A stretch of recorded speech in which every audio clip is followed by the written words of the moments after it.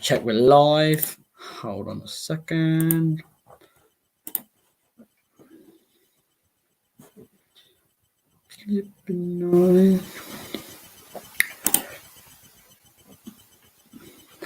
Right. Let's check we're live on Facebook, and then we will begin. There we go. We're live. Let me just mute the other sites. Right. Hello, everybody, and welcome to another episode of the Marcus Podcast series. We're on episode 2 now. I know it's like a Netflix series. And today we are not discussing COVID or YouTube or jobs. In fact, we're going to some more interesting stuff, in my opinion, and we're moving on to football. And joining me today for the second episode is my good friend, Brandon. Say hello. Hi, Marcus. Thanks for having me today. I can't wait. It's an absolute pleasure to have you on tonight. And obviously, thanks so much. Last time we did this, we did it on a free account, and it wasn't as professional, I don't think. And also, what was the other thing? I was going to say one other thing. It was a bit less formal, and we didn't plan it as well. But obviously, it wasn't that bad. I have really enjoyed it. You can comment in both on Facebook and on YouTube, I'm pretty sure, and we'll bring your comments up for your chat. Tonight, we're digging into some football, and we're going for the Premier League and other football. So I'll put in the ticker down below what we'll be discussing. That should be fine. Actually, no, we'll put this one in. So, expect fantasy Premier League gossip, relegation, top 4 battle, informed players, and no fans at games. And how much does it change players' state of mind? Oh, and VAR chat, of course. Sorry, I couldn't fit the of course bit in, but everyone knows what I was intending on saying, because you can't fit. There's only a certain amount of words or letters allowed in. So after that ramble of 2 minutes ramble, let's get into some stuff. What do you want to start off with? Because we've got I don't know. Maybe should we start with VAR? So the top of the list. Yeah, I think maybe let's start off with VAR, because I feel like that's an issue that needs to be addressed, because it has been an issue for the whole of the Premier League season this season so far. And there's two sides to it. There's people who agree with it because it does make the game more fair and telling people what's right, but also it's just so inconsistent. Yeah, that's a massive point towards what I say is inconsistent, great technology, but not used in a correct manner, which it should be used in. And I'm not going to judge them because I've never used the technology, but it doesn't really take a genius to work out whether, let's say it's a handball and it clearly hits his hand, and then they don't give a handball. I don't see why people or the officials don't address it to the on-field referee. And, can you give me 1 second? What? I guess it. So Brandon's just got to sort some things out. I'll put him on mute for a sec. We'll unmute. Are you ready? I've just had some news that Troops from Arsenal Fan TV has been run over. Alive or dead? Alive or dead? Wait, pardon? I love that guy. He can't die. Apparently, he's done something to his leg, I heard. Wow. That's a shock to the stream. If you know who he is, he works on AFTV at the moment, and he's the guy that rants a lot after the games, and you know what he's like. He's got a very vocal opinion on Arsenal. So I'm sorry about that. My brother tried to come in. He was trying to tell me. Right. So, if everyone can subscribe and share. So as you were saying. So as I was saying, I don't see why the VAR don't inform the referees to tell them maybe to look at the monitors on the side of the pitch, or tell them to. I think it was. Was it the first time it was used in the Prem? Was Arsenal against Leicester? Obviously. Yeah. I think, yeah. I think that was the first time used in the Prem, not in the. So I remember, I think Michael Oliver used it one game in like the FA Cup or something. Yeah, Michael Oliver's a referee, by the way, if you didn't know who he is. He did use it in Crystal Palace's tie against Wimbledon or Wickham. I can't Yeah, remember the something like exact that. Yeah. fixtures, but he My definitely. I brother think, went actually. yeah, he made like history because like no other referee in England. Yeah, I has- know. So he made history. But I feel like I feel like they should keep it if it's consistent next year. If it's not, then I actually do say scrap it. But the thing is, even if it was wrong every time, it would Yeah, still be consistent. The fact is that they give like I don't explain it. They give decisions for some teams, and they don't give it for the others for the exact same thing. That's the problem. And I what? feel like Sorry. one of the worst things is that when they come out and when VAR comes out and says they've done wrong, which is a good thing and a bad thing at the same time. Yeah, Right, so that's a kind of my great take on point. it. When obviously VAR has tried to decline the amount of not decline, lower the amount of when teams appeal against a decision that's made like a week before, they appeal a week later to say, let's say a player got sent off, and obviously it wasn't a red card, but the VAR said it was red card because they never overturned things. They're trying to decrease the amount of clubs appealing to the FA, for an example, which is in England. So they're using VAR, which is trying to help them. I have to be honest. It's not the greatest thing they've ever brought into the game. And not the greatest. No, 100% not. But like for instance, when the goal line technology was brought in, it was consistent, and I think that was the thing. Although we all know they messed up at Sheffield United against Aston Villa, that Sheffield United goal, which Right. personally that can kind of come into the VAR because I personally think because they could have looked at VAR for that, and I don't know why they didn't. Because if everyone's saying to him that it's gone in, Yeah. and even like the assistant man, not the assistant man, the assistant referee, Yeah. and if everyone's telling him that it's gone in, Yeah.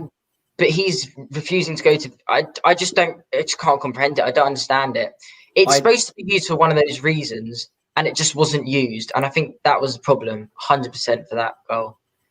VAR should have been used. I just don't think they've got brilliant technology. It's so futuristic and modern what they've brought into the game. But the fact is, they've completely misused it. Not just like one-off time, like occasionally, like a Sheffield United game randomly once. If done it, it's probably countless. You'd have to go watch every single game just to find one part where they've messed up. And some of the mistakes aren't even. They're so obvious. Like, how can you make a mistake? So I know I'm ranting a bit, but how can you make a mistake that obvious towards yourself? And if we're also going into the VAR, because I feel like, I mean, obviously it's been inconsistent throughout the whole season, but I feel like after the break, it's kind of come at its worst. Like, let me screen share quickly. Let me show you this. This was like one of the first, not first, like one of the first instances after the break where VAR was like, we can't believe they gave it. Wait a second, let me screen share. Let my mate Brandon screen share. Okay. Is everyone ready? It is. Let him get him up. Let him get it out first. So this is Brandon's evidence of. No, this moves us on to the handball law. Thank you, Brandon, for bringing this in. So what Brandon is showing us here, people or viewers or avid subscribers, is an image of Lucas Moura from Brazil being fouled by. I don't know who it was. Number 19. I can't remember his exact name, but he got fouled, and then Spurs actually scored in that play of the phase of the game, and he got fouled by. I can't remember. I think it might be Sander Berge, number 19. I don't know the exact name. Yeah. And he obviously, when he went down, it just clipped the lower part of his arm, like where my watch is, like there. And then they obviously VAR'd it, reviewed it, and said it doesn't count. But then we go on to the fact that how can that be fair? How can you treat an attacker so badly, if that makes any sense? Because he doesn't intend on the handball law should be an intentional handball should be ruled against you and given to the other team a free kick or a penalty. I agree. And they haven't taken his rights away. They've taken his the aspect of attacking. They've kind of lowered the they've lowered the belief in attacking, in my opinion. They've kind of said, I also feel like attackers are like more scared. Yeah, scared to in handball. the fact, yeah, exactly. Even if they don't And it mean it. happened, and it happened again actually. And I remember it happened again also. I couldn't get it up. What game are we talking about now? Or is it another game? Are you screen sharing It's again? another game. It's another game. I'm getting it Good. up. Good lad. But yeah, it's another one which everyone's saying is ridiculous. So if you didn't know Brandon, you can tell he's a bit of a statter, isn't he? He knows his stats. I forgot. Stat Who was man the Brand. City? Who was the City game against? Liverpool. Which one? The latest one. Who is it? City. Oh no, it's Brighton. They beat 5-0 Brighton. Okay, wait. Let me see if I can find a So decent. they've played. So they got Bournemouth tomorrow at 6:00 at the Etihad, and then their most recent game was obviously 5-0 Brighton away, and then 5-0 Newcastle at home, and then they lost 1-0 in the FA Cup before that. Sorry about this. I can't find it, but was it Foden who did it? With the Mahrez goal. Yeah. Oh yes, that was Liverpool. There you go. We eventually got it in the end. That was against Liverpool. Yeah. At home. City beat Liverpool. Who was it? Foden. Was it a Foden handball? I think he handballed it, and Mahrez went on to score it in the play. Same with West Ham away at Sheffield, which was on a Friday. So West Ham were attacking, and apparently Declan Rice handballed it, but it just really wasn't a handball, in my opinion. Yeah. Sorry, I can't find it, but yeah, pretty much. It was another one. Foden handballed it. Mahrez went on to score, and it didn't count. But I feel like that one made it 5-0 to City. But I feel like the Spurs one was different because that would have made it. That would have changed the whole game. Made The it 1-0. The complexion of the game would have changed drastically if that goal counted for so many reasons. Every goal would change the game, and that's especially why how Sheffield United went 3-0 up, and then obviously you scored one to make it 3-1. I feel like if you scored that goal, it was just a whole nother game. Because tactics would have changed and everything. Because the manager would have gone into the halftime dressing room with a different speech to the players. Now he's losing instead of drawing. It's a different mindset, and that's why I've got to go to the state of mind. Oh, we got a question here. Sorry about this, Bran. It's fine.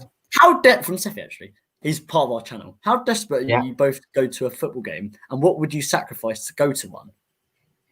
Oh, I'm so desperate. I just can't wait to go back into the stadium and see the players play, and I just can't wait. I'm missing football a lot, especially live, because obviously it's not bad watching it on TV, but it's just it's a different feeling when you're at a game and you see the players walk into the pitch. Do you know what I mean? It's just another feeling. You get when you go to a game, and I don't know if anyone on this live video hasn't been to a game, but no matter how bad the atmosphere is at a game, when you go to a game, the vibe or the tingles you get when you go to a game, especially a Premier League game compared to a lower league. Premier League, you get that massive stadium feel. You get the away fans as well, loud. Yeah, you know what I mean, it's a whole other feel, and I feel like obviously, but there's nothing we can do about it because COVID has obviously taken in, and it's good we're getting football back though. As long as we've got it back and restarting, that's the good thing. But actually, this moves swiftly into how the players cope with COVID, with the fans and stuff. We're kind of moving into each other, but I know. We'll take a break for a sec. As I'd like to say, we are streaming on my Facebook and on the podcast and YouTube channel. So if you are here, please subscribe, and share. And on Facebook, there's nothing really to do apart from share it really to others. So we'll say that. We'll leave it at that. And then I've got it written down. Let's go on to the banners and have a look at what else we could do. We'll leave that on. We'll leave that bit on now. Right. Anyways, so we've done VAR controversy. We've addressed that to the FA. We're not trying to make a video for them. We just want to clear things up. Clear things. Let's go. Should we roll on to our game week? What was it? 36 predictions for the next. I'll bring up the fixtures. Do you want to? Yeah, you bring up fixtures. Let's go on to our predictions for the next set of game weeks. So Chelsea are currently 0-0 with Norwich, and they've played half an hour. Yeah. Then tomorrow, what do you think the score will be? Just because that game's now 0-0. I reckon it'll be 2-0 Chelsea. I'm going 2-1 Norwich. Right. Anyways, because do you know what I'm going to say now? It's the most Norwich thing to do. Beat a top four side, yeah, it's true. and they're already down. Right, we'll move on from that. Okay, Tomorrow is Burnley against Wolves at Turf Moor. Okay, I think that although because they're both quite near each other in the league. They're both like obviously, and Wolves are going for Europe, which is massive for them. So it'll be a huge win for them. So I feel like Wolves are going to come out on top with a 1-0 win. Although I know Burnley have a great defense, but I just see like Traore and Jimenez just getting through. That's very true. And do you know what's quite ironic about these two sides? What? Burnley are the most non-ball playing football side I've ever watched in my life. And Wolves are the opposite. They play with the football properly and they play the game how it should be. I'm going to go for a 2-1 Wolves. And then the next game is City host Bournemouth, who are in the relegation zone fighting for their lives at the moment. What are you going to go for? Obviously, Bournemouth did very well on the weekend, wasn't it? Against Leicester. Obviously, with that 4-1 win. I feel like that still isn't enough to push them against City because, as we know, City are another level. And obviously, I feel like, especially this week, because like they've had the ban lifted, and obviously they're going like kind of through it. So I feel like they've had like the players were probably thinking before this week, oh, we're going to be in Europe next year. We don't know, but I feel like this week because they're doing it's already started with a high. I think they'll go through, and I'm going to actually predict a 3-1 City. Really? Fair play. Because I thought Bournemouth, they've got to show a proper fight for the last few fixtures if they want to stay next. Because I think Bournemouth, if they do go down, it's a huge loss for the club. They high paid players they have. They overspend on their wages. And if they do go down, they're going to have to sell a lot of their players and bring in new either youth or bring in cheaper scouted players from other clubs. Funny thing, how old do you think Josh King is? 28. Yeah, I thought he was a lot younger. I generally just guessed, but I think he looks like a 28-year-old. But I thought he was a lot younger. I don't know why. That's actually class for me. That's very good. That's very good. The next one is Newcastle host Tottenham Hotspur at tomorrow as well. I mean, Newcastle have been playing well recently, and Tottenham obviously got to have had last 2 wins. No, not last. Like they've won 2 out of the last 3, and obviously one of them was North London Derby, which they did quite well in. But it's all Mourinho ball. Do you know what I mean? It's it's quite boring. It's quite slow. I have to be honest. It's not attractive. We'll leave it at that. We don't want to be rude. We'll just leave it at non-attractive. It is quite boring. So let's move on. Wait, give me a second. And I think Newcastle, obviously, they have St. Maximin. They've got exciting players, young, excited players coming through. And obviously, he's a massive one for them, St. Maximin. And he's been playing really well. So I'm actually going to go for a 2-1 Spurs because I can see Spurs' defence kind of. Because if you saw against Sheffield United, they're they're not Sheffield United, but they've got like similar players, so like a similar style. And obviously, I feel like Steve Bruce also. I feel like he's a very underrated manager. I feel like he's been doing well in the Prem this season. And I know when he first came in, all the Newcastle fans were like, "Oh, we don't want him." Blah, blah, blah. He takes down. I think he's done very well, especially with the squad he has. So I'm gonna say a 2-1 to Newcastle. Right, I'm gonna go for a 2-1. 1-1. Sorry, 1-1. All right. Next game. This is, in my opinion, the first but joint first biggest game of the game week. It's a massive game. I know Liverpool won the league and they're relevant. Arsenal, Liverpool at the Emirates. What are you saying for that one? That's a massive one. I feel like Klopp may have gotten to the point where he's like, we won the league and we won't go invincible. If you want to get the maximum amount of players, but I feel like we should give a lot of youngsters a start. And I can see him doing that. And with the likes of Firmino not turning up, he may not even be he'll probably be on the bench, but I feel like they could give like a few youngsters and stuff. Even Minamino could come in. You never know. But I feel like, I think I'm going to go for a 1-0 Arsenal, only because I feel like Arteta has like after the defeat to Tottenham, has probably got hold of the players and told them we need to do this, that, and the other, and especially how he was with Pep. And Pep were like one of the only, like obviously City and Liverpool, both of them were like the only teams that could beat each other in the Prem, weren't they? So I feel like he knows how to beat not knows how to, but he knows roughly what Liverpool are like by beating them already. So he'll know what style to play, what we should do, what Arsenal should do to beat things. So I think it'll be a 1-0 Arsenal.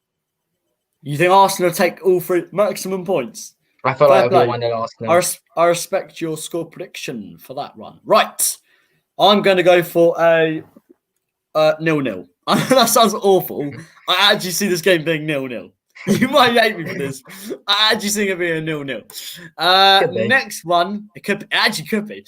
The next one is this is actually a big game as well. I didn't even realise. Everton host Villa, who are also looking to start in the Premier League next season. I'll start this done. I'm going to go for Everton. Not been in form at the moment. Obviously, last week or the week before, I think it was last week, on a Monday, lost 1-0 to Spurs from an own goal. They haven't really, I wouldn't say their form has been great. Very inconsistent, and also they lost 3-0 to Wolves. Not consistent enough. I don't see them finishing anywhere above mid-table.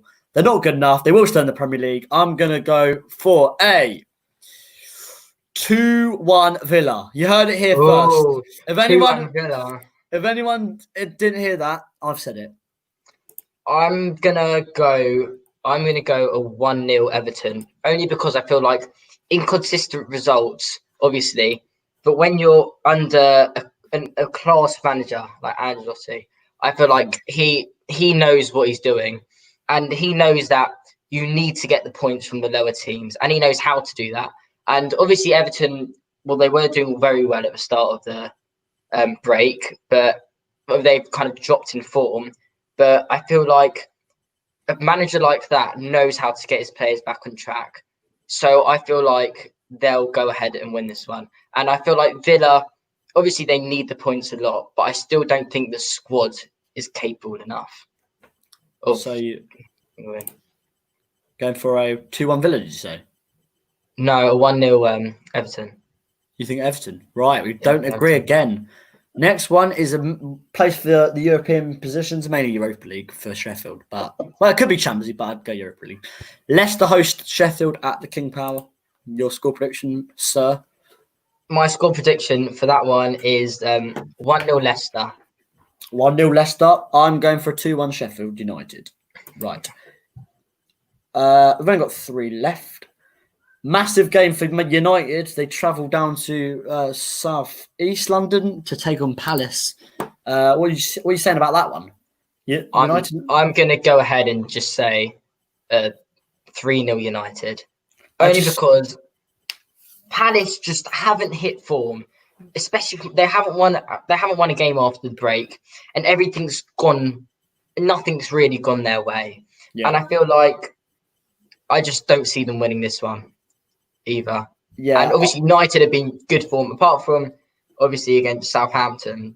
And they were getting really good results. Like they were getting a lot of 3-0s and 2-0s, which is the United way. It's what United should be getting. And I do see United winning 3-0 tomorrow.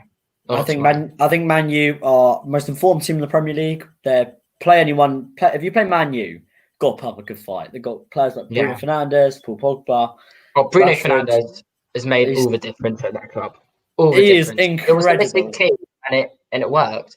They got the right, and to any Manchester United fans on this channel at the moment, we'd like to say that your club is doing very well, and you've signed one of the best Premier League players I've seen for a while. Right, we'll leave it at that. 100%. Yeah. So what are we going for? You went 3-0 United, and I'm going for a 4-0. Don't see Dyer conceding this one. 2 left. South Coast derby. This one, Southampton versus Brighton at the not Stadium Light, that's Sunderland. St Mary's. Sorry, had a bit of a mare that one. Yeah. What are you going for? Well, obviously Southampton was a very good draw against United. I mean, as we said before, if you're going to play United, you have to put a very good fight up. And I think it all kind of started for them when they went 1-0 up, because because United, everyone knew United were going to fight back, and obviously they went 2-1 up. But it was that goal that they got at the start, which obviously led to the end. If you understand what I mean, if they didn't get the goal at the start, they just would have been out of it anyway. But because they got a goal fairly early, it means they're back in it. And I think that's one of the things with United. If you get a goal early, then I feel like you can be in it. You can still be in the game. They've got so much attacking threat that they can just go on and score like 3 or 4 in a game. I know, but obviously they've got a good defence. But with the likes of Maguire, obviously he's a good player, don't get me wrong. But I don't feel like he's great. And he can obviously potentially be really good for United. But I don't really see it at the moment in his game. I don't see him being amazing. And do you know what I mean? Not in his game so far. And I feel like United will win, as I said before. But I feel like obviously Southampton got through them, and especially like Obafemi, obviously in the last minute, which was crazy.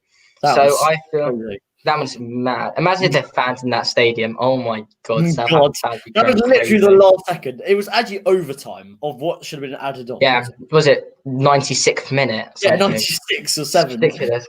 That was crazy. So I do see them winning 1-0, and with like the likes of like Ward-Prowse and people like that, and obviously they beat Watford as well. I do see them winning. Southampton, Brighton. We're going to be realistic here. I think Southampton will win. They've been great for so many weeks now. It's incredible. Yeah, they have. What they've done is amazing. All that their managers crazy good, not crazy bad. Their players play well. They're good on set pieces.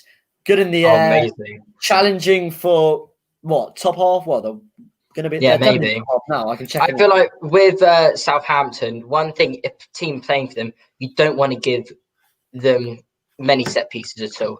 Especially like you put Ward-Prowse on a free kick just outside the box, it's going in. No matter if you have Manuel Neuer prime, you're still not saving a Ward-Prowse free kick. Yeah, it's ridiculous. It's actually insane. So yeah.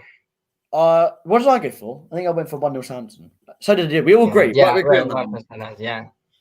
Last one, which is on Friday, a bit after everyone else, is another relegation scrap.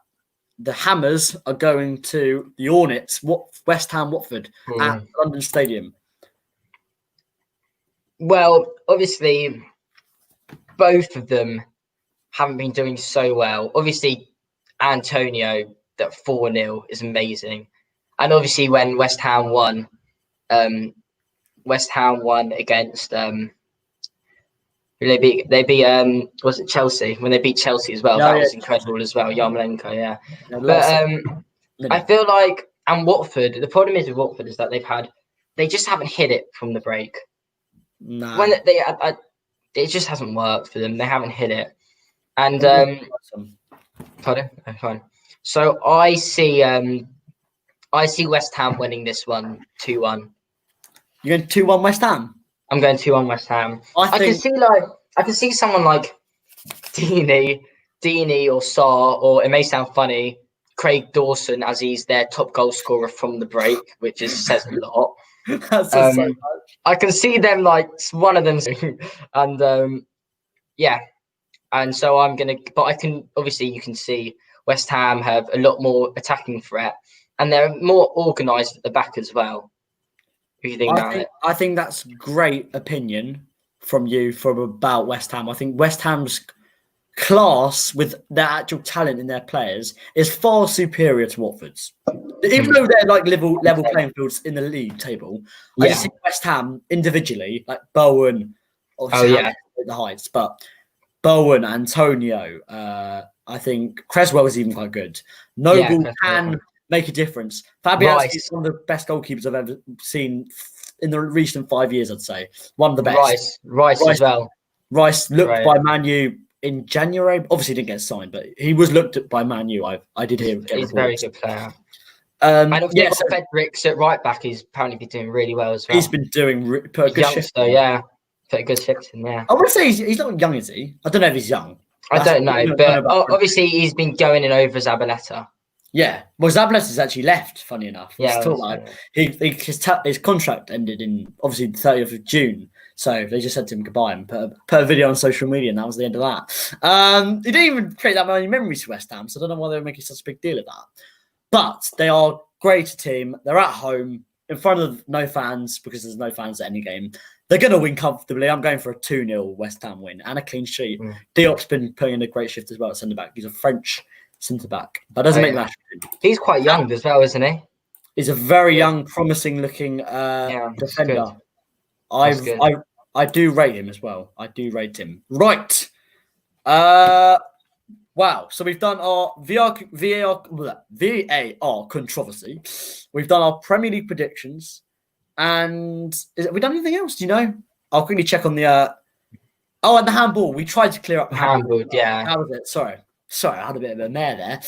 I've actually had my dad just text me a question. Yeah. Yeah. What are your thoughts on the Wigan 8 Hull City No. earlier today? That was actually sad enough. Obviously, teams getting battered is sad, but why couldn't you put it on TV? We want to watch. Yeah, exactly. Everyone wants to watch the game. Sure. Obviously, Wigan at this They've let rate, the fans getting down. relegated. Even the neutrals want to watch that. Obviously, everyone knows Wigan are getting into. They're getting administration and they're getting points deducted. Was it 12 points deducted or something? So it looks like they're going down. So if they're going down, this is a massive win for them. No, huge win for them. If they're going down. They're too good to go down, though. Yeah, they've improved.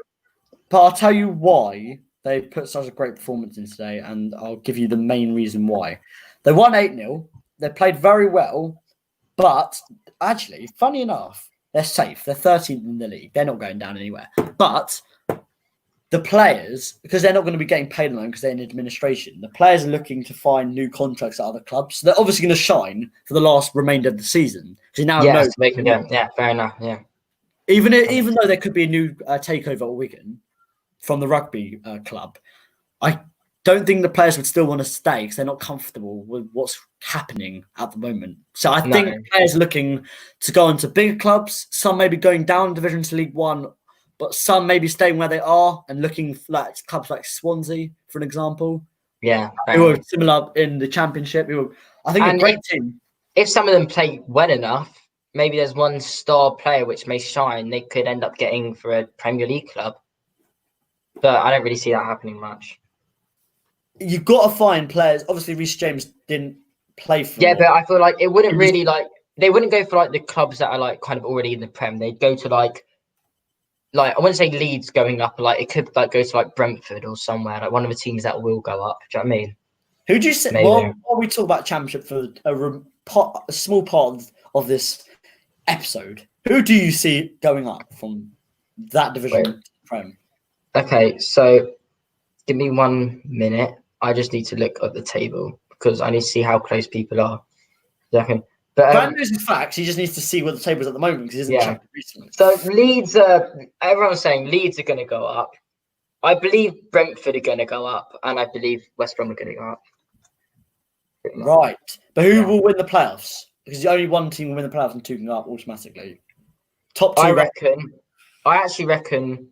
reckon West Brom, because they're second. I reckon they'll drop points though, and I reckon they'll go through by the playoffs though. Still, right. Interesting questions coming in. Can everyone that's on this share to everyone on other social media such as Facebook, Instagram, Twitter, and others? Let's look at your brother's commented actually. Why aren't you watching Norwich match, Marcus? I would be, wasn't doing this, but I can say I don't really have that much interest in a game where I don't like one of the teams that much, and I don't want to watch a team that's already gone down. If that makes any sense. Yeah, it makes sense. Actually, funny enough, Chelsea are winning. Olivier Giroud. Oh, it still could be one. Giroud scored. I didn't realise they're at home. Pulisic got an assist. It was in the 48th minute to get the goal. So right. That's a great bit of play from Chelsea. Louis, move. Louis, it does lag. Move.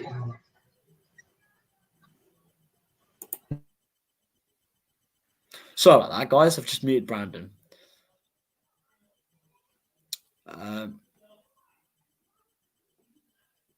Unmute yourself. Sorry about that. My brother's being a bit annoying. But yeah. It's fine. It's part of family, in my opinion. Right. Yeah. He also says, got one more. This is the last one. I won't bring any up from him. What do you think of Arteta? Okay, I really like him. I just think you need to give him time because obviously this season it's gone all right for him. I mean, it's kind of like inconsistent results, but he's done fine. But remember, he hasn't. It's not his own squad. He's using Emery's squad, so he's just playing off what he has. So I feel like in the summer he needs to make a real thing. So he can. I feel like once he has the backing from Kroenke, he can go out and sign the players that he needs. I feel like then we can become a better club. And I feel like if you give him time, I think you need to give him time, and I reckon he'll do well at us. At That's Arsenal. a good point. I think he's a young, promising, interesting, modern manager. I think he's got the potential to get Arsenal back where they should be. Don't know why they're 10th, but obviously they've had to recover from Emery's poorness and try and get to European Champions League football, I suggest. I guess. That's what Arsenal fans want. Champions League. I feel like if we want to get Champions League football, we just need to I feel like Arsenal need to rebuild. We need to get all the people that we don't need. They don't need out of the club, and get in people that we do need. Like David Luiz is a perfect example. Kolasinac is a perfect example. We don't need them. Then we can go and buy some. Then they can go and buy some like new defenders. Do you know what I mean? Which are better and won't make so many mistakes. The recruitment's been so under par at Arsenal for a while now. I know you signed Saliba and others that could maybe do some stuff, but has it been up to what you'd like? Obviously, Pepe as well is a massive signing, but anyone else do you think's good enough that you've signed? No, not you, Arsenal. Sorry, you, Arsenal. You're not signing anyone. You don't. I'm not signing anyone. You don't do the job. Whatever the job is, director. I feel like Arsenal, but apparently Arsenal have been looking into they like with some youngster, some young centre back. I forgot his name is, but apparently we've been. Actually, wait, I've got his name here. Actually, give me a sec. Malang Sarr. Oh, I know him. He's a French. Yeah. Apparently he's on a free so he's on a free and he's young and apparently he's got potential somewhere like that. Nice, I think. Nice, yeah, probably Nice. So we've put in a deal. We're trying to put in a deal with him, I've heard. Oh, Arsenal put in a deal. Oh, right. But that would be a good signing because two French centre backs, Saliba and him at the back. Because I've heard he's got talent for a young player. And so from what I've seen, from what I've heard, those two together would do quite well. And obviously, apparently, Saliba's been doing amazing at wherever he's at. I forgot. I just think it's a massive step up from the Liga to the Premier League. Oh yeah, it's a whole another level. But I feel like players have done it in the past. So I feel like, and also, obviously, centre back's a very important position. But it's not like you're an attacker trying to. It's like, do you know what I mean? It's a lot easier than like being an attacker trying to fit in. Arsenal's problems, from my point of view, great attacking side. One of the best attacking sides in the Prem at the moment, I'd say. One of, not the best. Yeah. City probably. But defensively, one of the worst. Definitely. Oh yeah, 100%. I can't see Arsenal being one of the best defense. How many goals they've conceded? A lot of goals this season. Yeah, but I feel like it's more individual mistakes. So like even if I forgot who said it, but even if you literally had Klopp, Pep, Alex Ferguson, and Arsene Wenger put into one manager, they still could have lost that game because it was individual mistakes which lost them the game. Right. So it wasn't Arteta's fault at all. But I feel like it's only his fault kind of for starting the players that were going to make those mistakes. Do you know what I mean? But he didn't know that at the time. So what can you do? It's a massive redevelopment and massive project to get Arsenal to where they should be, which will take time, but they can definitely achieve it in the next 5 years, maximum. 5 years, maximum, yeah.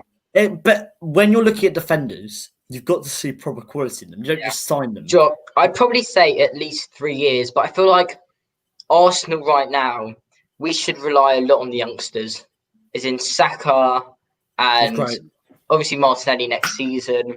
And we've got like a few other young players. Also, Tierney looking very good. Come back, he looks very strong. He looks like he's a good player. And it looks like he's going to be a good player as well. And it's just players like that we need to invest in.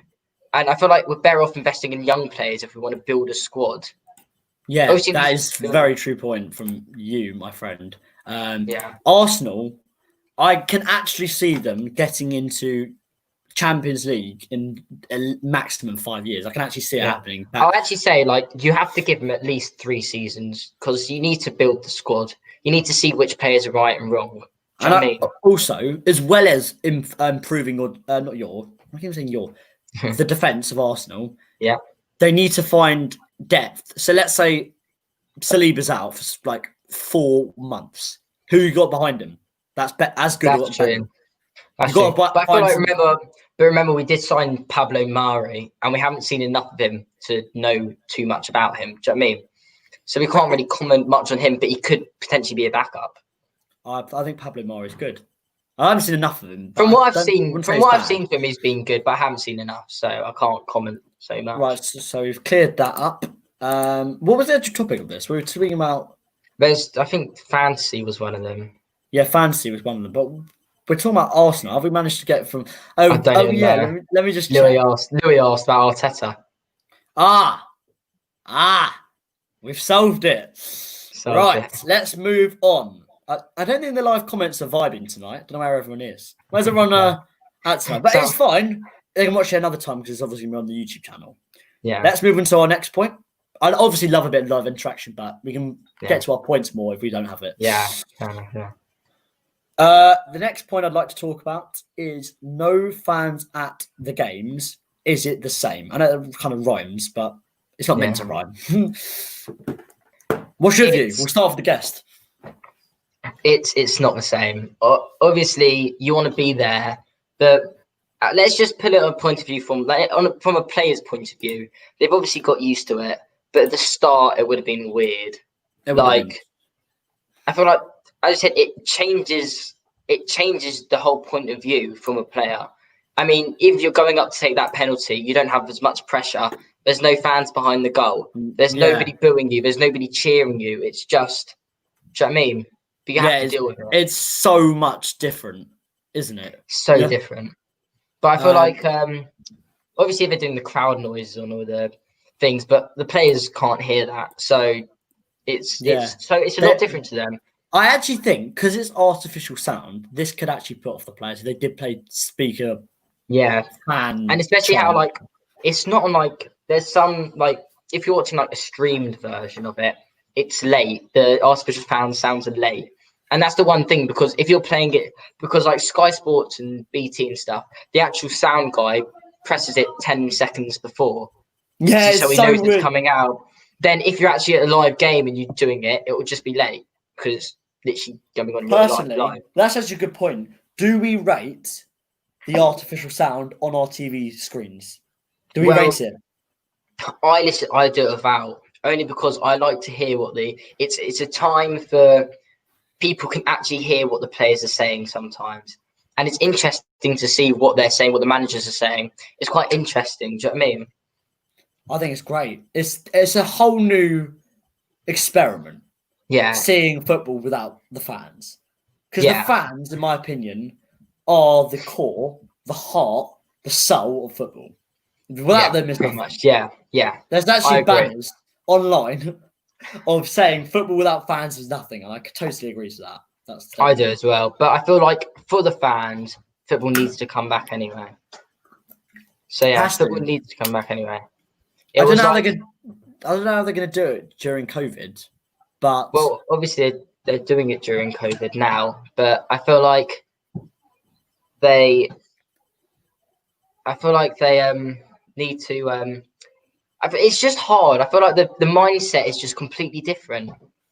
They have to, like, their pre-match thing, it could be so different. After the match, what they do could be so different. the whole thing's changed, and it's all because of COVID, really. Yeah. I feel like it's just the pre-match and stuff rituals, and I feel like some players are better with pressure and some players aren't, and I feel like you can see that, and it could just be some teams that are better with players and with things and not. But another thing I actually saw is that they train without fans most times a week, so surely it would be quite similar to that. So it could just feel like training. Do you know what I mean? It's so different, and I'd love to see it go to a game without anybody else. It wouldn't feel the same, and I wouldn't love it as much, I don't think, because I know what it'd be like. I just want to see it in my eyes. Yeah, you just want to see it, hear it. Because if somebody scores, there's no sound. It's like going to their training ground and sitting with your deck chair while watching them train. Yeah. Similar. It's very similar, basically, what we're saying. Pretty much, yeah. That's actually a great... And as well as another point of that, is the players that don't perform when you've got 60,000 people behind you watching the game are now showing their true colours when there's no one there. Yeah, is pretty much. Do you know any examples? Because I don't think I have any examples, but I do. I don't think I do either, but I don't think I do. Yeah, I don't. Off the top of my head, yeah, it's hard to think about. Yeah, it's hard to judge as well. Things like that. We've also got in tonight's show to finish. We're not going to finish off, obviously, yet. We've barely done an hour yet. But we've got Fantasy Premier League to look forward to, if anyone FPL fans are here. How football has been damaged in lower leagues due to COVID-19. That's a great topic because COVID has been a mass. If you didn't see episode 1, we were discussing with my friend Joseph about COVID-19 and what it's done to the earth as a whole generally.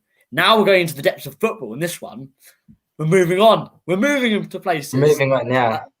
I've cleared up VAR. We've done our predictions. We've done the handball. We're moving into FPL later. Relegation, scrap, and top 4 will be chatting more in depth in the coming hour or so, or round about that. And if Brandon knows off the top of his head any players to look out for, we shall be naming names soon later on. Do you know any names? But we're not going to do it now. But we're just wondering. Do you know anyone? What do you mean? What do you mean by that? Like, who would you say? So someone that doesn't knows football off by heart, but just doesn't know players' names from clubs and how good they are and whether they're so good they should be doing so and so, things like that. That's scouting. Yeah. Well, I have to say, obviously that everyone knows like the players have been playing really well since lockdown. Mainly the best, like some of the best ones are obviously Bruno Fernandes and Kevin De Bruyne, who are just wrecking up the league. Yeah, literally walking through teams. Yeah, it's disgusting what they're doing. I feel like what this break's kind of also given us is you can see more of the young talent as well. Yeah, such as Foden has been starting a lot more. Greenwood has been starting a lot more. Saka has been starting a lot more. Do you know what I mean?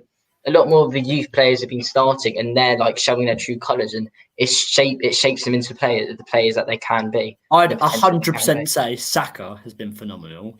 Greenwood's shooting is like he doesn't even need to look to shoot where to shoot, and Foden's creativity levels are obviously not Kevin De Bruyne levels, but for his age and for where they call him the Stockport Iniesta because that's where he's from, and they call him that Iniesta.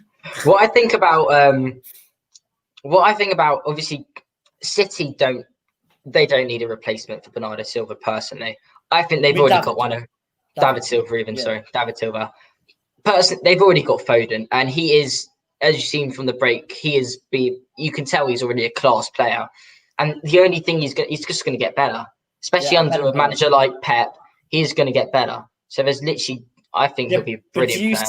I know you're saying under Pep, but do you see Pep staying for that many years for Foden's development at City? I actually do see him stay for another 3 years maybe.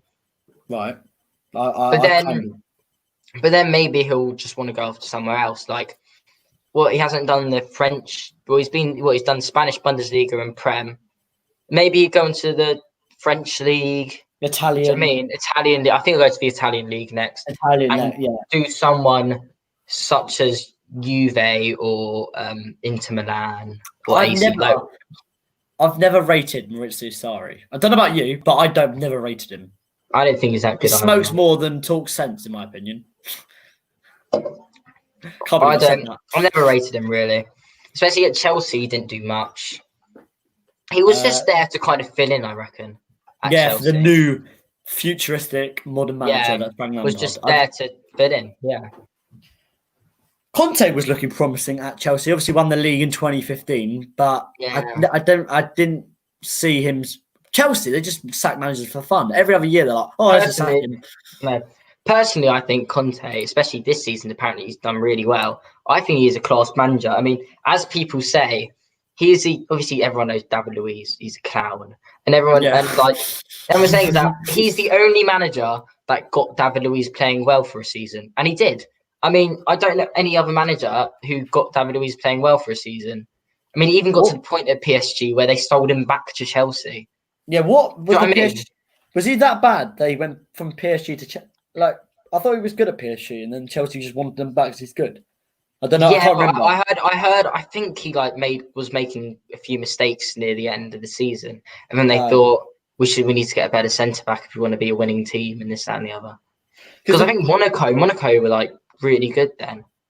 I say the Premier League, with regards to title winning, is so similar to the Liga this season because PSG comfortably win it every year, and Liverpool comfortably won it with absolute ease this season. Yeah, They barely 100%. tried. Obviously, some of the games against Villa, Sheffield, clubs that you wouldn't think would give Liverpool a good fight, gave Liverpool a good fight, and they had to win at the end, or mistakes But at the end. to be fair, I rate Sheffield United massively. I think it's not that they play the best football or anything, but they have the best physicality, and all their players are physically just insane, especially against that's why a lot of teams don't do well, and that's one of the reasons they've done well, because a lot of their players are tall, they're strong, they're well built, and I think that's literally the point of the team, and that's why they do so well, because nobody is physically good enough to beat them, really. If you are here, people, comment your questions. I don't think it's working on Facebook, but on YouTube. Marcus Podcast with an S in the end of podcast. Go subscribe. I'll put it up now. Make sure you like, subscribe, and share to others. Share the live stream with you on Facebook, and you press share to button on YouTube, on other social medias. And people would like to, if they like football, why not tune in, comment, and tell us your opinions? We'd love to hear them. Don't we, Brandon? Yeah, we do. Let's move on. Let's leave that up there. Fantasy. What are we saying? What players? Okay, there's a few players. The points. There's actually a few players which there's one player who is very cheap, who I brought, and you probably not a lot of people actually have him, surprisingly, but he ends up scoring most weeks now, especially after the break, and that player is. Wait, I'm just going to check how much he is actually. Let me just show people. And he cost 4.3 mil. 4.3 mil. Yeah, I'm again that's cheap. Yeah, if you didn't know, sorry, Brandon, okay, yeah, but if you didn't know, fantasy, they do it like they start with about 4 mil and it rises all the way up to I think 20 million. Some players are, or 18 million. So that's how it works. And you just pick an 11 that you think will get the most points, and you get points for assists, scoring, clean sheets, man of the matches. Generally playing well. I think they give you bonuses if you play really well, but you don't do anything. I think they do. Yeah. But yeah, do you know that player is Greenwood? Yes. It's insane. He is insane. He bags point. Sorry, it's 4.6 million. Sorry, but still, I brought him when he was 4.3 or something like that, which was only a couple of weeks ago. Yeah, and he is insane. He changes games, and he's a goal scorer, and that's obviously someone you want in your fantasy. Others I probably have is, I mean, obviously, like everyone has. I have De Bruyne, but everyone either has De Bruyne or Bruno Fernandes. I have De Bruyne. That was Bruno Fernandes. They're the ones who rack up a lot of points as well. Funny enough, my other two strikers are Deeney and Vardy. And obviously, Vardy hasn't been playing that well since the break, and Deeney scored 2 the other week, so I got lucky then.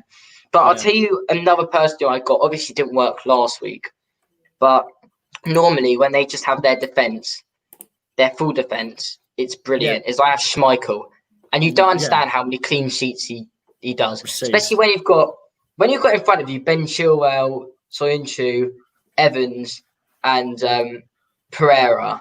Yeah. You're not getting past them most of the time. Right. That's why I mean they keep a lot of clean sheets, so I definitely get him. Shall I show the viewers my team now? Mm-hmm. Right, people, have a look at this. This is my team. We've got Ederson in goal. He's playing Watford. I think actually no, this is not the right game, is it? Because Man City aren't playing Watford. West Ham playing Watford. We'll just leave it like this. This is what I've got for this week, game week anyway, so it doesn't really matter. Ederson, I think Digne, Trent, Doherty's great. Bowen for West Ham is they obviously ignore the teams because they're not playing that until the next game week after that. Fernandes is great. I've obviously gone for the most Man U players because they're racking up the goals and assists. Bruno's got 7 goals and 7 assists, and he only joined a few months ago in January. Well, not a few. You know what I mean? He joined late. Yeah. Martial, great goal scorer. Scored 50 goals in the Premier League. Scored his 50th goal against Southampton last night. Greenwood is a great player. He's a young 18-year-old talent. Aubameyang, I think, will score. I think you've got Liverpool, so it might be a hard one for him. But I think he's got it in the bag to score, even though I did go for a 0-0 in the prediction, if you haven't been watching earlier. And Jimenez is my last one. What about you? If you want to get your fantasy up, my fantasy hasn't loaded. It's like got my old one. Like, it hasn't. You just say it hasn't loaded, but I'll quickly log into it again. Mm-hmm. But yeah. I can just tell you. Yeah. It's so what my team is normally, like my main starting team. Yeah. Is normally Schmeichel in goal. Right. Maguire, Digne, Van Dijk, and Alexander-Arnold. Alexander-Arnold's another one who got a lot of assists at the start of the season, so he was very good. And then I have Pulisic, who has been playing well for Chelsea recently. De Bruyne, and it's between Bernardo Silva and Foden, depending on like who they're playing, I guess, because it's hard to say which one's going to start because they're up against a lot of competition. Yeah. So that's the thing. And then I have Deeney, Greenwood, and Vardy. And then my bench is Foster, Fredericks, just in case one of my centre backs gets injured. I have Grealish, because Grealish hasn't been doing so well recently, but I kept him in only just in case, obviously, injuries and stuff. And yeah, obviously, Bernardo Silva's the other one. Yeah. I think that's a great little team there. You've got some little. How many points did you get last game week? Game week 34. Now on 36 or 5. I'm check now. Game week 35, I didn't do well because Schmeichel didn't get any points. Yeah, because I'm 36 now. I didn't put Vardy in because he was playing Arsenal. No, it wasn't, but I accidentally did it wrong. So yeah. But Bernardo Silva got me 9 points. De Bruyne got me 6 points. Deeney got me 13 points. Well, I found it. I found how I can. Yeah, because not many teams. So I only got 37 points. So that wasn't a good week for me. But really, funny enough, it wasn't good for me. I got. Hold on. But the week before that, 34, I did really well. I got 55 points. That's very good. Quite good, yeah. It's not. It's to be honest. And I had Vardy on the bench by accident again. Really? And he had 9 points. I forgot to put him in because he was playing Arsenal and I didn't want to put him in. Pretty much. Last game week, I got 82. Surprisingly, I did the best out of our friend group division. I got 82. I had Antonio who got 4 goals against Norwich. I forgot to say. I got but the week before that, I got 65 points. Really? That's crazy. Yeah. Do you know why? Because I captained Vardy and he scored 2. I got 26 points. And then Greenwood scored 2, so I got 13 points out of him as well. That's crazy. You did really well. That was mad. I did well that week. Considering you haven't put all your money in the bucket for fantasy anymore. You don't really care enough. No, do you? I don't do it so much anymore. But I'd say for people that do fantasy, I know it's a do fart. Wait, Pulisic scored, right? Yeah. Oi, got my fantasy. No, I think he assisted. Sorry to let your hopes down. I think I got 4 points of them. Oh, fair enough. It's probably as good an assist. Wait, Yeah, that's pretty Chelsea. sick. If people are wondering what the Chelsea score is, if anyone knows, let me know. I think it's 0-0. Or no, 1-0. Sorry, 1-0. I'll check now. Actually, I've got it here. The Chelsea score 1-0. was 1-0. Oh, Is 1-0. it? No, 1-0. Yeah, 1-0. 1-0. Yeah, Yeah, 1-0. Giroud. Giroud. He's very good, that Giroud. He's very underrated. He's been playing well. I mean, I heard a rumor that because Tammy Abrahams played so well last week, apparently I heard after the game, Frank Lampard. I heard a rumor, so don't quote me for this, but I heard that Frank Lampard was obviously very annoyed because they lost 3-0 and Tammy Abraham didn't play well at all. And apparently, I heard a rumor that Frank Lampard called was so mad that he called Tammy Abraham a championship striker, which apparently made Tammy cry. Really? From what I heard, yeah. That's crazy. He was the one that said, "I believe in my youth products," and now he's saying, "Oh, they're crap." Well, not crap. They're not good enough for this division. But he didn't play well at all. No. The one mistake Frank made, and obviously inexperience comes into management when you're young. Yeah. You don't play Tammy Abraham against bloody Sheffield. Yeah, I was saying he played the wrong. He played the wrong team. He also Mason Mount. They're just not physical enough. They're just not physical enough. They'll get pushed around everywhere. Play Giroud. You can just body any defender. Yeah, pretty much. He's physical. You've got to play. If you're playing Sheffield United, the way to go is play your most physical team. Yeah, definitely. Especially teams like Sheffield, you want to put the most physical team you've got, I'd say. Yeah. Obviously you need some creation in there, like creative players, but you need a core. You need a physical team. So we'll keep you posted with the Chelsea game. It's still 1-0. But apparently Norwich playing well, I've heard from sources. Norwich playing well. I mean, Norwich obviously they've got. Let me know, Norwich fans. They've got nothing to play for, but I feel like Norwich, they're a team who it's hard to say because they've had consistently bad results, and they're just. I mean, obviously it's sad to see another team go down, but it's just like they just weren't good enough, and I think that was it. And they didn't have the money to spend to get new players in and stuff like that. What Furka did to get them even in the Premier League was very good, and it's just sad down. But what they have shown this season is obviously they've had some great games against City and stuff like that. But I feel like one of the best things that they've shown is that they have their youth is very good. They've got their two fullbacks is what people are all talking about. Was it Jamal Lewis and they got Jamal Lewis, Todd Cantwell, and who's the other one? Max Aarons. And they're supposed to be three very promising young players who could potentially do really well in the Premier League. So funny? When you said Jamal Lewis, I was thinking, Jamal Lascelles? Is he? He's at Newcastle. Obviously, I'm thinking the wrong thing. Yeah, fine. Yeah. Thinking the wrong things, but Jamal Lewis is Jamal Lewis, yeah. Great. So Norwich, sadly, rest in peace to you in the Premier League this season. Championship next season. But funny thing with Twitter. Yeah, we hope. Yeah, all the best. We hope you do very well. Yeah, we hope you do very well in the Championship. But I would say this is a very controversial statement for me, but I'd say they kind of brought it on themselves for spending £750,000 in the summer. It's not a good idea. They didn't even spend $1 million on players.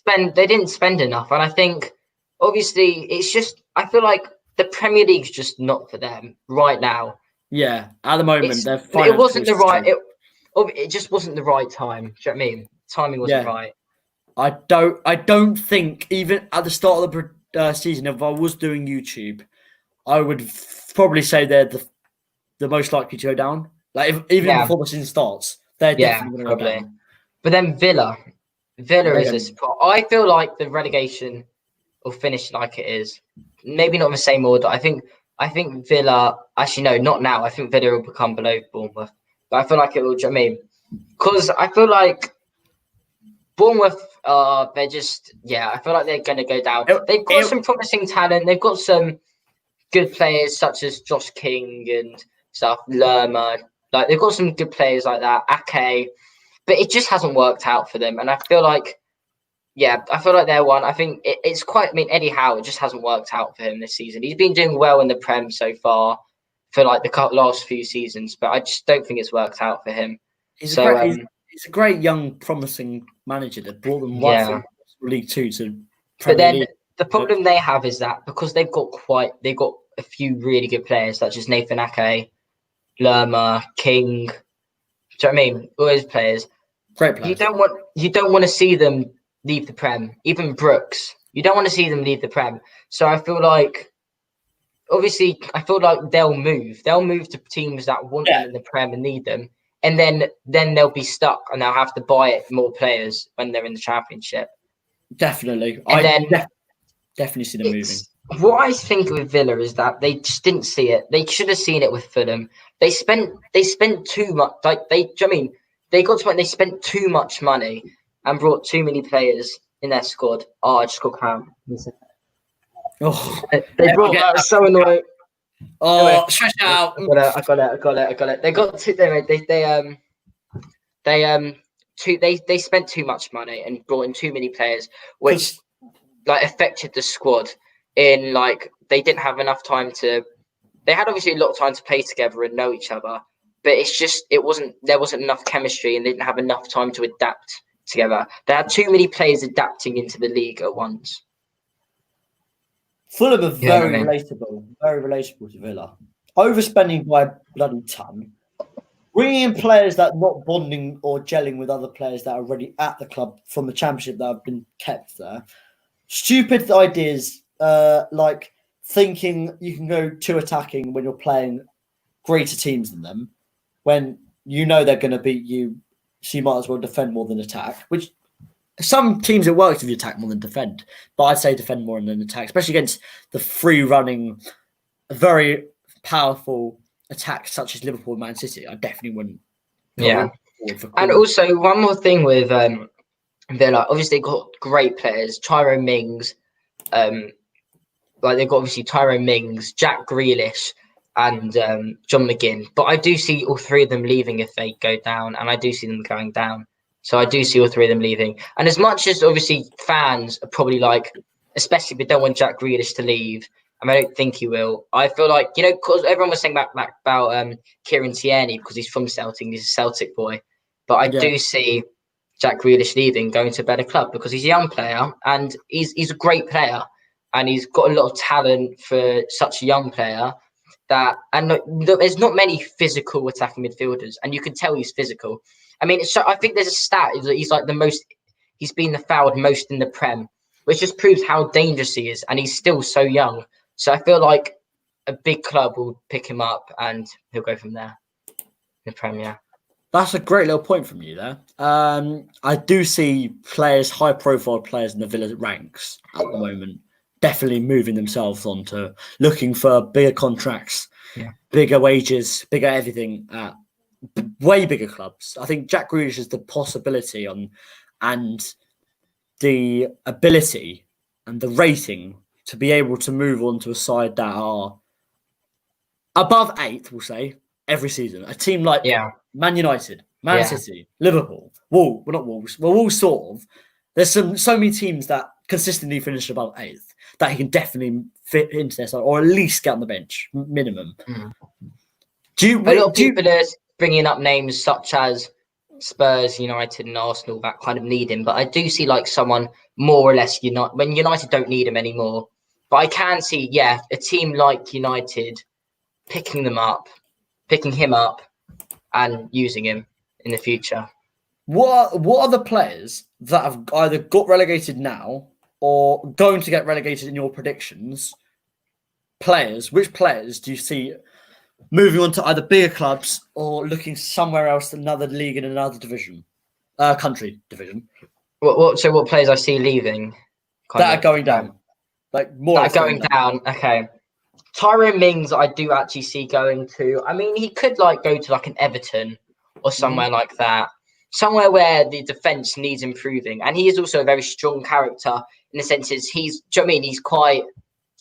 talks a lot to the defenders. He's quite vocal. He's very vocal. So I feel like he could be a great asset to some teams, such as Everton or even like Arsenal. Do you know what I mean? Oh, 100%. And then John McGinn I feel obviously he's been out quite a while for injury, but before that, he showed that he is good enough for the Prem, and I feel like he could he could go to a club like Sheffield or someone like that, or actually no, I think even the bigger clubs like even like Man United could be looking into somebody like him because he's so good. He could go to anywhere really. He's Maybe so not good. City or I mean obviously not City or Liverpool because I don't think he's good enough. But anywhere else in the league, I think he'll be good enough. There's so many clubs that are bigger than obviously the lower sides that have a lot of scouts on the lower league, not lower league, lower of the division clubs. Yeah, Definitely ones going down because their price tag does go down when a team gets relegated. So Jack Grealish, I'd say, his price has probably gone from 60 to 40 million pounds. They can yeah, definitely, probably. especially Yeah, Villa if they do go down. That's if they go yeah, down. exactly. Yeah, and I feel like obviously I actually feel like a few players really like. I feel like Jefferson Lerma will go abroad again. Yeah, And I feel that's a like good point. Ake will go to a top club as well because he's a top centre back. Yeah, there's so many players that need to probably Yeah, move on, that are good. Yeah. find better deals somewhere else. Also, like I feel like Max Aaron's Oh, like he's class. will go to like Spurs, someone like Spurs Mm. who need a right back, He's been and linked with he's so Spurs for young. like a year now. Todd I've heard. Cantwell could go to someone like Everton, and then like or Newcastle, and then like obviously I think Jamal Lewis could go somewhere like Newcastle as well. Do you know what I mean? Yeah, that's very true. Just So doing yeah. something. One more thing. Sorry about this little delay. I'm just trying to fix something up. Do we think The Max problem, I Aaron's going to think one of Spurs? the, I feel like, yeah, I think he will. To be honest, I actually see him going to Spurs. I do see him. Let's move on from that. What else are we going to discuss tonight? So we've got, let's say, about 10 minutes probably, because that's similar time to Joseph's in the episode 1. We won't go any longer because there's no need to. What's our predictions? For relegation. I'm going to go for a relegation. I think Norwich obviously down already, so we can't predict anything for that. Yeah. Bournemouth showed a bit of fight against Leicester. Great win, 4-1 win, which easily could have been 6-1. Created some great chances. I could see them scoring an odd goal against City because City's defence has not been that great this season. Hence why they've lost more games than Man United this season. Who knew that stat? And Man U have been bloody poor for most of the season. That's actually a very good stat. Yeah, it's a very good stat. I see Bournemouth maybe nicking a goal, but City's powerhouse attack is too much for Bournemouth to deal with, and I don't see them winning. So that's probably an L the next game. Watford, I don't think they're good enough. I think they're going to go down Watford. I just see nothing in them. I don't see Watford going down for the reason that they, for some weird reason, like Villa and Bournemouth, they're obviously quite a few points behind them. I just don't see them. I don't see Watford going down. I see Villa, Bournemouth, and obviously Norwich. The thing is with Watford, their main striker Troy Deeney has been poor. I know he scored 2 penalties last match, but against Newcastle, I don't see them staying. I know they were a bit clear when they did beat Newcastle because they're there. The other teams hadn't played yet, but they felt like they were clear and they weren't going to go down. But I do see them slipping into it in the last few game weeks of the season. Also, controversial, I figured out. So obviously you got the FA Cup coming up, and massive. Obviously you've got, and obviously like Arsenal and Spurs are like the two teams that a lot of people are talking about not getting into Europe. Yeah, and I figured out the way because obviously Arsenal now don't have a lot of options getting into Europe. They sit in 9th place. Yeah, and I found out one of the kind of the only way that Arsenal can now get Europe through the Premier League, which is this week Sheffield United have to lose or draw. I think it's and draw, and Arsenal have to win, against Liverpool, which isn't easy because we have to beat Liverpool, and then we've got City later on this week, and then that would take us a point behind Sheffield, and you. It doesn't matter what Spurs do; they can lose or win or something. Then the next week, Spurs have to lose or draw, and Sheffield have to lose for us to go ahead to go into 7th. For Arsenal going 7th. But then obviously Arsenal have that other option, which is they're playing City on next Saturday. Is it? Yeah. Next Saturday in the FA Cup. And if they obviously win the FA Cup, they get into Europe. Yeah. And I feel like that's their best option at the moment because you can't rely on other teams, I feel like. It's actually massive at the moment for relegation and top 4. It's probably top 4 as well. The greatest decline to a season because of COVID, and teams have had time to gather up again. And what do you think the top, obviously probably just say from third, because City's got third, we already know kind of first and second. What do you think from third to 7th going to be? Oh yeah, because there's so many teams that have a fighting chance to get in that top 4. I know it would have been top 5, but City, money dictates life. I see. I'll be honest. Man U definitely. They're the most informed team in the Premier League. I don't see them. Where do you see them coming? Third.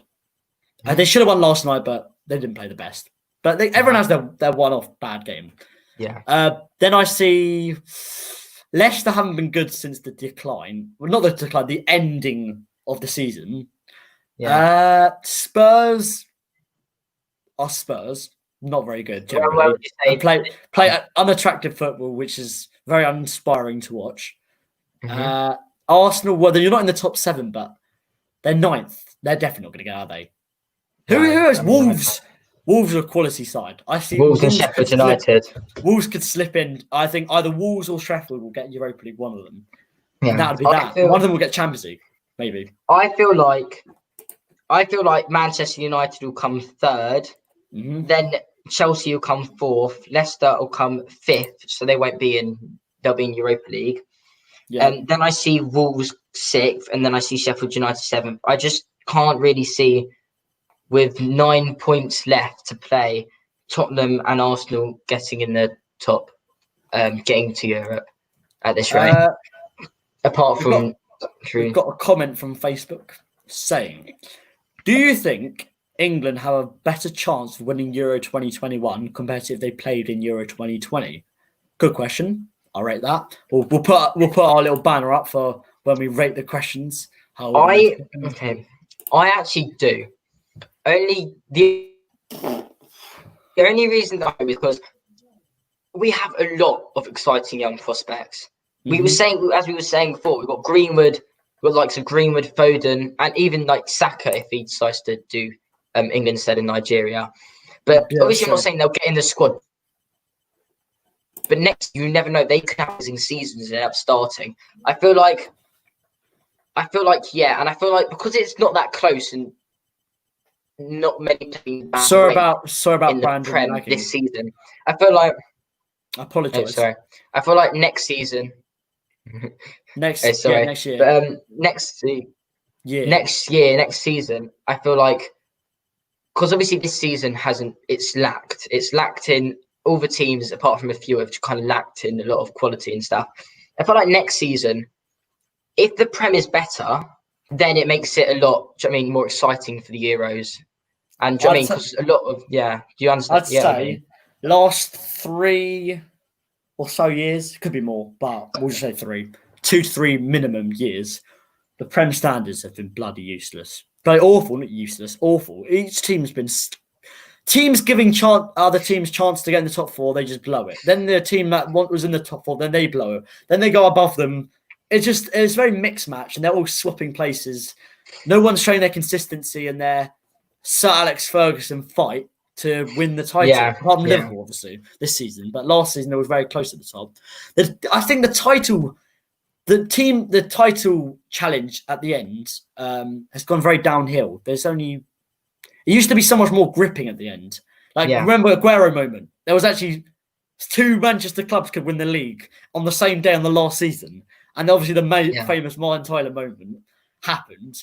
But it came down to the last game of the 6 o'clock or whenever it was. I think it was 6 o'clock roughly. And when that moment happened. And it hasn't been like that for a while now. Teams have won the league apart from last season right at the end. That was it. I don't really remember times like that. Oh yeah, there was one. Obviously, Michael Thomas, 89. Obviously, not in the Premier League before 3 seasons before the Premier League started. Arsenal had to beat Liverpool at Anfield 2-0. And let's be honest, who beats Liverpool 2-0 at Anfield? Yeah. Nobody beats the Anfield. Even back then, they were amazing. And in the last minute, Michael Thomas scored for Arsenal, literally in the last minute, and won us the game. There's a famous video of one of the Liverpool players going round the pitch, going 1 minute, like saying we've got 1 minute left. Yeah. And Michael Thomas scored literally in the last minute to make it 2-0 to us. And everyone was saying, also, I remember Barnes, if Barnes put the ball in the corner, if John Barnes put the ball in the corner, they would have won. And because he carried on playing and went for goal, as like Liverpool do, the Liverpool way, we won the game. That's crazy. At and the end, after that, straight after that. Yeah. Wait. He went for the shot, and then the keeper saved it, put it out to. I forgot, because everyone was saying, why did you give it to our right back? Why would he gave the ball to the right back who put the ball into Thomas, who scored? But who would give the ball to the right back when you need to score? He gave it to Lee Dixon. Gave it to Lee Dixon to give it to Michael Thomas. So wait, Arsenal won the league at Liverpool, right? Yeah. I'm sorry, because I got a bit confused between whether you declining Liverpool to win the league or you'd won the league. We won the league there. No, we won the league there, but if we didn't score in the last minute, they would have won the league. We've got a comment. We've got a comment. You won't like this one. You definitely won't like it. Ilan Ivan says, that's when Arsenal were good. Stop talking about the past. I bet Ilan's very upset just because they weren't ever as good as us in the past. If you didn't know, he's a Liverpool fan, if you can't tell, because he's a bit saucy about the Liverpool-Arsenal moment, clearly. He's quite... Yeah. I mean, to be fair, Liverpool are just Liverpool. They've just done amazing this. He's down in doing the mouth thing in the chat. He says, Tracy says, wow, your knowledge is outstanding. Thanks. I assume to you, not to me, because you were the one ranting about that. Thanks. Also, I was saying how another thing is that I have one other fact. So obviously, City were going to get the ban, and obviously it was going to be 8 million. The Man City owner would have made back that money in 2.5 hours. Yeah, that's how crazy. How ridiculous is that? Would have made how that ridiculous money. Is that? 2.5 hours, he would have made that money back. 8 million. Ian's got a comment. He's asking, who's the Prem winners now? Well, I don't know the answer to that one. Sadly, I don't know the answer. What about you, Bran? Do you know the answer? Because I don't. I don't. We'll pretend we don't know the answer. Right. That's moving on from that comment. Thank you for the comment, though. Thank you for your help in the chat. I think we've got one more. So we were discussing the top four. And I don't think I finished who I think was going to go down. You didn't finish who you think, yeah. No, you said you thought it was going to go down. You didn't say you think it's going to come from top 4. Yeah. I just say it being too tight. It's actually one of those things. It's too hard to call at the moment, at this current moment. Do you see it? Because Chelsea is still... It's hard to call, but from the results that I say, that we see and from how the teams perform, I reckon that the top 4, obviously you've got Liverpool, City, but I think it will be United and Chelsea. I just don't think Leicester have been good enough from the break and then are going to carry that through. And obviously they're playing Spurs. They don't have Soyuncu, which is a massive blow for them. Yeah. So I just don't see them getting. So they've literally got hold on. Pretty much. But injuries have been a problem for Leicester, which is, I mean, obviously they were doing amazing, and I feel like it's almost quite sad because they were like, it was obviously what Ranieri did was amazing. But it was kind of like them kind of getting back into it and feeling like they were a good team again. And because of injuries, they're now dropping points and stuff like that. So yeah. That's very true. I'd also like to finish. I've been off topic. I need to finish up the England question. I do see England being better next season. Not seasons. England don't play in seasons. Next calendar year, I think England have more of a chance of. I think Southgate's got more of a problem on who to pick in players-wise, because there's so many players that if they can carry on prove, like the younger guns, if they can carry on proving their point to Gareth, then he's got a bit bigger, harder task of selection next year. And if he makes the mistakes, he's going to get bloody screamed at by the media and the supporters and the country itself, because it's quite a big job if you think about it. There's no prime minister. Yeah, but it is a big job. It is a big job, and it's like it's another one. It's like when you're a football team, obviously you don't have like the whole country rooting for you.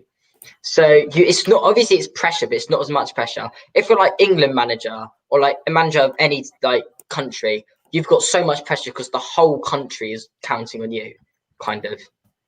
So it's just the pressure is like the thing you need to deal with. And obviously, we know England haven't been good with pressure in the past. Not really the managers, just the players with penalty shootouts. Oh dear! But yeah, penalty shootouts. They cannot, apart from Colombia and Switzerland in the Nations League. Yeah, England are useless. We leave are it useless. Useless. Yeah, we are useless. Useless. I could probably rely on a Sunday League club root more for a Sunday League club than an England team, national team. Yeah, yeah, pretty much. Yeah. So for the top 4. Yeah. Liverpool will get it, City will get it, United and Chelsea or Wolves. We'll leave it at that. Yeah, fine. Yeah, cool. Tracy's got problems with our audio. With you, she can't hear you, she says, because look, I can't hear the person on the right and I'm on the left and you're on the right. I'm not muted. I don't know, because no one else is saying they have problems, so we'll keep it as it is, in my opinion. Yeah, it's fine. Outvoted. Yeah. We're going to wrap up. We'll wrap up in a few minutes. How has football been damaged to the lower leagues during coronavirus, COVID? Oh. How bad? No, the lower, obviously not Prem teams, apart from Burnley. No one else has been damaged, or Bournemouth, or Norwich. How? What do you mean? Like, are you talking about like? What do you mean by the lower? Like, do you mean like? 10 things to do. Yeah, carry on. Do you mean like, is in like the lower leagues? Yeah, what I'd say is lower end of the championship, all the way down obviously, to Isthmian, like the really low leagues. Well, obviously the championship is carried on. Yeah, the championship and the Premier are the only 2 leagues in England that have carried on, and the others had just gone straight to playoffs from where they are now, or they've done points per game. Obviously, the National League going playoffs. Brandon, yeah. Another person says they can't hear you on the right. Should I go and watch the YouTube video and see? Hold on. Yeah, you see.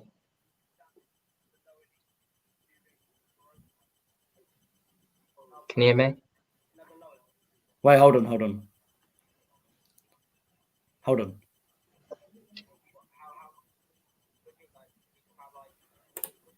Well, in my opinion, I have no problems with the audio on the YouTube video.